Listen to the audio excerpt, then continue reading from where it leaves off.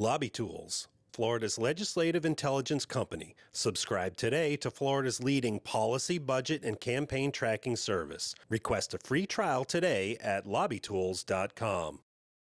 Amendment 4 automatically restores felons' right to vote after they've completed their sentence.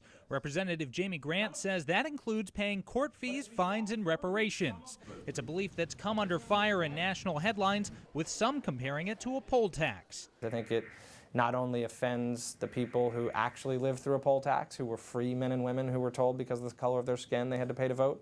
Grant says he's taking those who push the amendment at their word. In Supreme Court testimony and on the Florida Rights Restoration Coalition's website, fines, fees, and restitution were explained to be part of the sentence. You don't get to go tell one story in the Supreme Court, tell that same story to voters, and then tell a mutually exclusive story when you get to the legislature, and when you don't like what you're getting, call the person a racist. Neil Voles with the coalition has admitted the campaign misspoke. Our view is that we're imperfect people and we've made mistakes and we're willing to acknowledge them. While Representative Grant argues his hands are tied by the ballot language in Supreme Court testimony, others say it's well within the legislature's authority to do more. The legislature can interpret it broadly.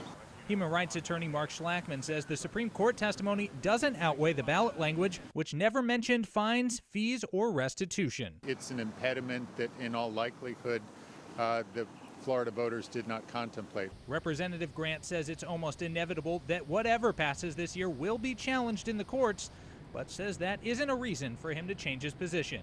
In Tallahassee, I'm Jake Stofan.